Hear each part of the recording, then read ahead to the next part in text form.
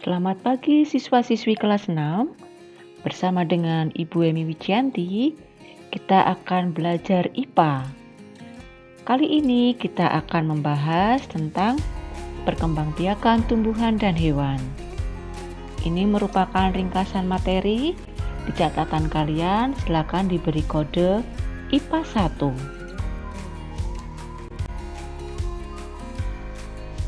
Secara umum, perkembangbiakan tumbuhan dibagi menjadi dua, yaitu perkembangbiakan secara generatif dan perkembangbiakan secara vegetatif. Perkembangbiakan secara generatif artinya tumbuhan berkembang biak melalui penyerbukan, yaitu peristiwa jatuhnya serbuk sari yang merupakan sel kelamin jantan ke atas kepala putik yang merupakan sel kelamin betina. Kelamin tumbuhan terdapat pada bunga. Sel kelamin jantan, yaitu serbuk sari, terdiri atas kepala sari dan tangkai sari. Sel kelamin betina, yaitu putik, terdiri atas kepala putik dan tangkai putik. Berikutnya, cara-cara penyerbukan. Ada 4 cara penyerbukan pada tumbuhan. Yang pertama, penyerbukan sendiri.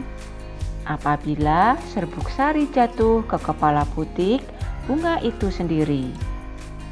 Yang kedua, penyerbukan tetangga.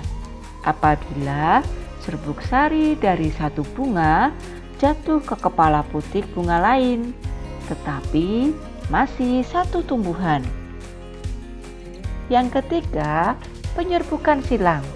Apabila serbuk sari dari satu bunga jatuh ke kepala putik bunga lain, tetapi tidak satu tumbuhan. Yang keempat, penyerbukan bastar. Apabila serbuk sari dari satu bunga jatuh ke kepala putik bunga lain yang sejenis, namun varietasnya berbeda. Lalu, bagaimanakah perkembangbiakan secara vegetatif? Perkembangbiakan secara vegetatif yaitu apabila cara perkembangbiakannya tanpa melalui perkawinan atau penyerbukan. Perkembangbiakan secara vegetatif dikelompokkan menjadi 2 macam. Yang pertama, vegetatif alami, yang kedua, vegetatif buatan. Perkembangbiakan tumbuhan secara vegetatif alami terjadi melalui beberapa cara, yaitu membelah diri. Contohnya pada ganggang hijau. Spora, contohnya pada tumbuhan jamur, paku, dan ganggang. Akar tinggal atau rizoma terjadi pada tumbuhan jahe, lengkuas, kunyit, dan lain-lain. Umbi lapis terjadi pada tumbuhan bawang merah, bawang putih, bawang bombay, bunga bakung, dan bunga tulip. Umbi batang pada tumbuhan ubi jalar dan kentang. Umbi akar terjadi pada tumbuhan bunga dahlia dan wortel. Geragi terjadi pada tumbuhan arbei, pegagan, dan semanggi. Yang terakhir, melalui tunas terjadi pada pohon pisang dan pohon bambu. Sedangkan perkembangbiakan tumbuhan secara vegetatif buatan dapat terjadi melalui cangkok. Dapat dilakukan pada pohon mangga, jeruk, dan jambu. Melalui stek. Stek ada 2, yaitu stek batang dan stek daun. Contoh tumbuhan yang berkembang biak dengan stek batang adalah ketela pohon, mawar, dan sirih. Sedangkan melalui stek daun, contohnya pada tumbuhan cocor bebek, begonia, dan sri rezeki. Perkembangbiakan melalui cara tempel atau okulasi dapat dilakukan pada pohon mangga, belimbing, dan alpukat. Melalui cara sambung pucuk atau enten dapat dilakukan pada tumbuhan kembang sepatu, durian, jambu, dan kopi.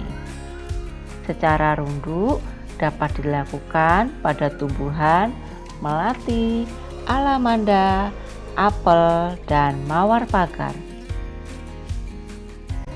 Setelah membahas perkembangbiakan tumbuhan, sekarang kita membahas perkembangbiakan pada hewan.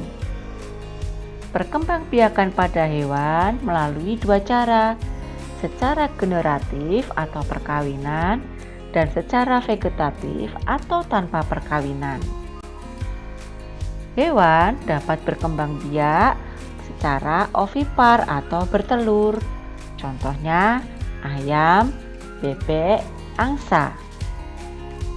Dengan cara melahirkan atau vivipar, contohnya pada hewan kambing, sapi, dan lumba-lumba.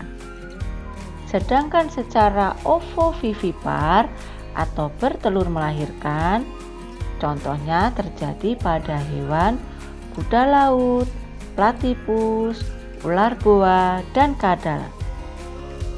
Perkembangbiakan hewan secara vegetatif atau tanpa perkawinan melalui tunas, contohnya hewan hidra.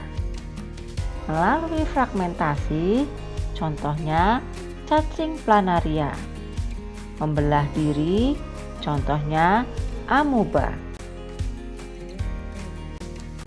Demikianlah pembelajaran kita pada hari ini tentang perkembangbiakan tumbuhan dan hewan yang dapat dilakukan secara generatif dan vegetatif. Jangan segan membaca ulang ringkasan materi yang sudah kalian catat ya, karena membaca bagi pikiran seperti olahraga bagi tubuh. Semakin banyak kamu membaca, maka semakin pikiranmu berlatih. Tetap semangat belajar!